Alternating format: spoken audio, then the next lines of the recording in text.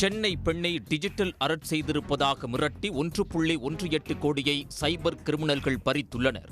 சென்னை அமைந்தகரையில் வசிப்பவர் 58 வயது கீதா. இவரின் செல்போன் எண்ணிற்கு கடந்த நவம்பர் 2ஆம் தேதி மர்ம நபர் ஒருவர் பேசியுள்ளார்.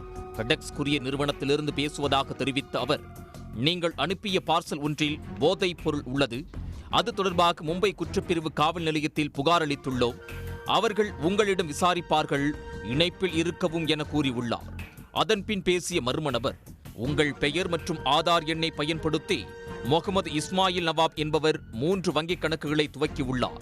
அதன் வாயிலாக ஹவாலா பண பரிமாற்றம் நடந்துள்ளது. அது பற்றி உங்களிடம் விசாரிக்க வேண்டும், மும்பைக்கு வாருங்கள் என கூறிவிட்டு இணைப்பை துண்டித்து விட்டார். 10 நிமிடங்கள் கழித்து வாட்ஸ்அப் வீடியோ காலில் தொடர்பு கொண்டவர் தம்மை பால்சிங் ராஜ்புத் என்று அறிமுகம் செய்ததோடு IPS அதிகாரி என்றும் கூறியுள்ளார். மும்பை சைபர் குற்றத்தடுப்பு பிரிவு துணை கமிஷனராக இருப்பதாக தெரிவித்த அவர், உங்களையும் உங்கள் கணவரையும் கைது செய்ய உள்ளோம்.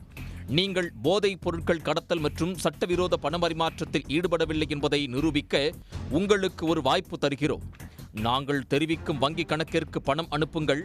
அந்த பணத்தை ரிசர்வ் வங்கி ஆய்வு செய்து எங்களுக்கு அறிக்கை அனுப்பும். அதன்பின் உங்கள் பணத்தை உங்களுக்கே திருப்பி அனுப்பிவிடுவர் என்று கூறியுள்ளார். இதை உண்மை என நம்பிய கீதா அந்த நபர் தெரிவித்த வங்கிக் கணக்கிற்கு முதலில் 2 லட்சம் ரூபாய் அனுப்பியுள்ளார். அதன்பின் மீண்டும் மிரட்டி அடுத்தடுத்து பணத்தை பெற்றுள்ளனர்.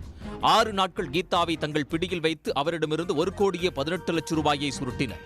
அதன்பின் அவர்களிடம் இருந்து எந்தவித தொடர்பும் இல்லை, பணமும் திருப்பி வரவில்லை. அதன் பின்னரே தாம் ஏமாற்றப்பட்டதை உணர்ந்த கீதா அது குறித்து சென்னை அசோக் நகரில் உள்ள மாநில சைபர் குற்ற புலனாய்வு பிரிவு தலைமை அலுவலகத்தில் புகார் செய்தார். அதன் பேரில் போலீசார் வழக்கு பதிவு செய்து மோசடியில் ஈடுபட்ட சைபர் கிரிமினல்களை தேடி வருகின்றனர். அறிமுகம் இல்லாத நபர்களிடம் இருந்து வரும் செல்பேசி அழைப்புக்கு பதிலளிக்க வேண்டாம். போதை பொருட்கள் கடத்தல் உள்ளிட்ட பல்வேறு காரணங்களை கூறி மிரட்டும் நபர்களின் வற்புறுத்தலின் பேரில் பணத்தை அனுப்புவதை தவிர்க்கவும். அவர்கள் குறித்து உடனடியாக தேசிய சைபர் கிரைம் போர்ட்டலில் புகார் அளிக்கும்படி பொதுமக்களை காவல்துறையினர் அறிவுறுத்தி வருவது குறிப்பிடத்தக்கது. உடனுக்குடன் செய்திகளை தெரிந்து கொள்ள சன் நியூஸ் பெல் ஐகானை கிளிக் பண்ணுங்க.